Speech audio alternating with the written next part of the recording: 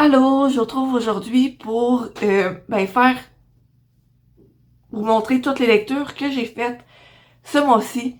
J'en ai un peu moins fait j'ai un peu moins lu que le mois passé. Mais ma raison est que j'étais en fin de session. Puis la fin de session, je suis un peu plus débordée. Et j'ai commencé une session d'été. Donc, c'est mes excuses sur le pourquoi j'ai moins lu. Mais je suis quand même un peu lu et j'en suis quand même assez fière. Le premier roman que j'ai lu, c'est L'Ordre de tuer de James Dashner et publié chez les éditions PKJ. Euh, En gros, c'est l'histoire de Marc et Trina. Ça se passe avant le labyrinthe. On se souvient dans le labyrinthe, il y a Thomas et qui se retrouve dans justement le labyrinthe. Puis lui et les autres garçons qui sont dans le labyrinthe sont un peu des rats de laboratoire pour essayer de trouver un vaccin pour le virus qui s'est propagé. Et l'ordre de tuer, c'est ça, c'est le préquel du labyrinthe. On suit Marc et Trina qui justement vivent l'explosion solaire et vivent l'arrivée du virus autour d'eux. Donc ça tourne autour de ça, puis je trouve ça vraiment intéressant justement d'avoir un meilleur contexte au labyrinthe. Déjà la série du labyrinthe, j'avais vraiment aimé. Je trouvais que c'est une bonne lecture. Mais j'aime vraiment ça, comme avoir un meilleur contexte puis mieux comprendre pourquoi le labyrinthe a été construit et tout ça. Puis il me semble il y a une autre préquelle, comme la suite de lui, mais qui se passe avant le labyrinthe. Je me souviens plus exactement le titre, quelque chose par rapport à la braise. Puis j'aimerais ça me l'acheter justement pour poursuivre cette lecture-là. Donc les romans que j'avais lus ensuite, c'est les 3 tomes des McCoy d'Alexiane Till et publié chez les éditions Hugo.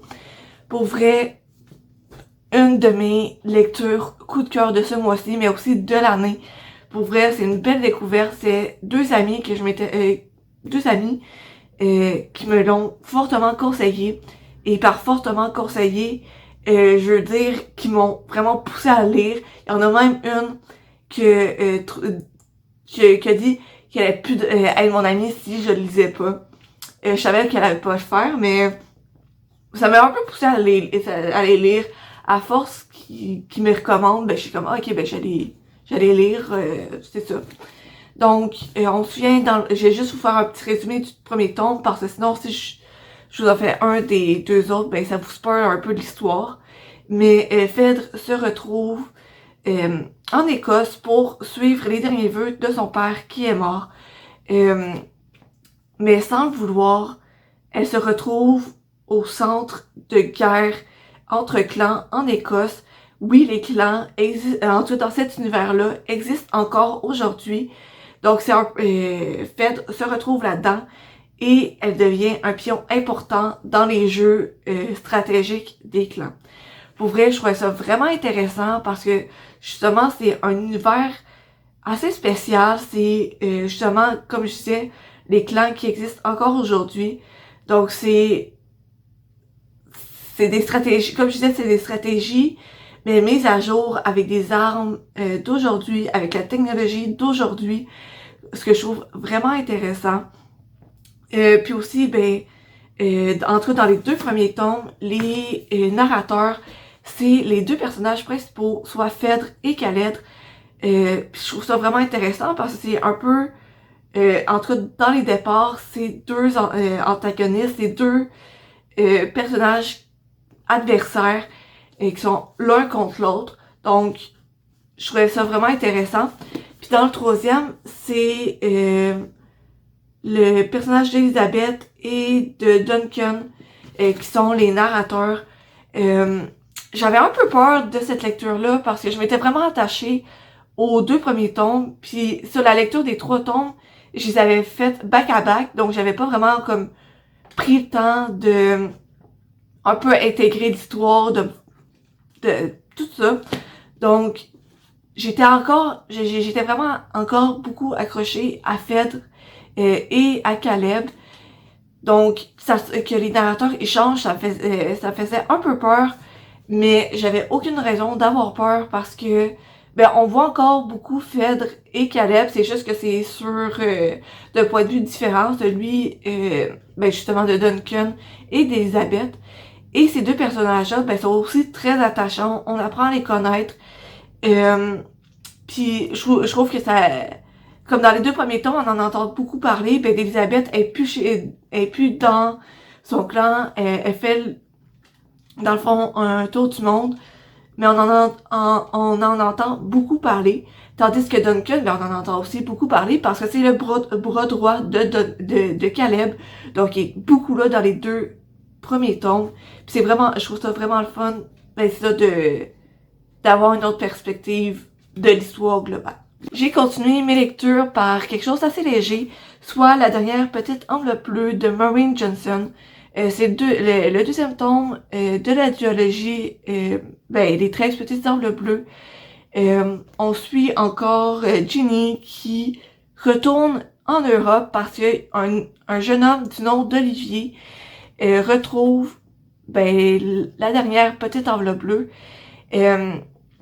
Et Ginny se retrouve encore une fois dans un road trip en Europe.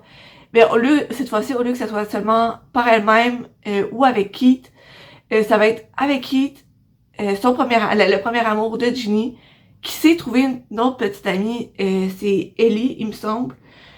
Donc, il y a Keith, Ellie, Ginny et Olivier. Et ça fait un quatuor assez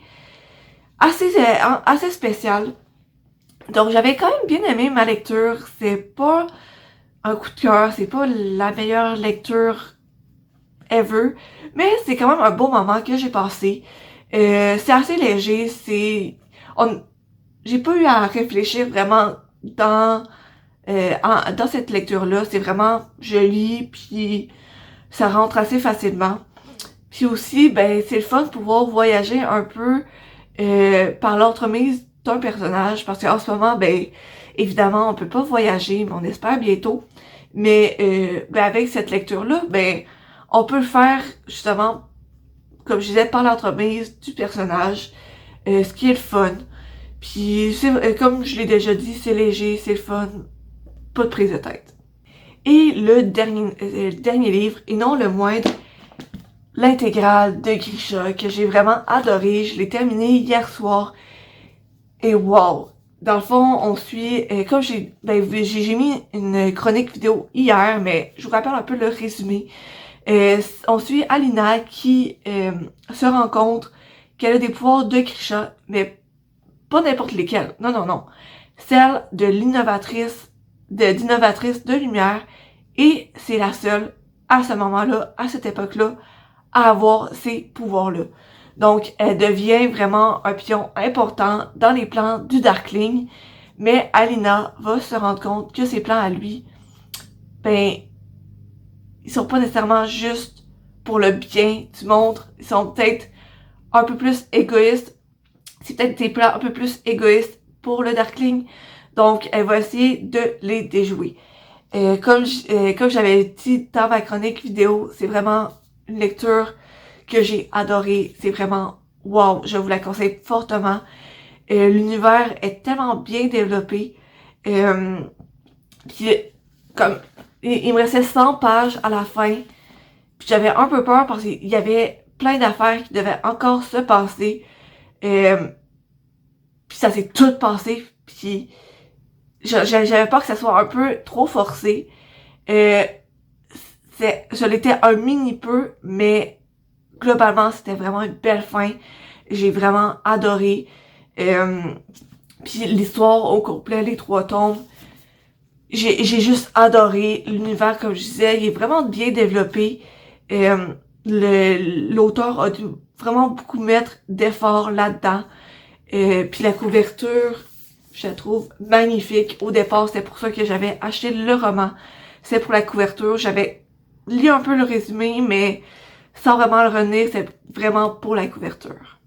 C'était mes 7 lectures du mois de mai. 9 si on considère que l'intégrale de Grisha, ben c'est 3 lectures, vu que justement c'est une trilogie. Donc on va dire 8 pour être entre les deux. Bon, ils vont pas tomber maintenant.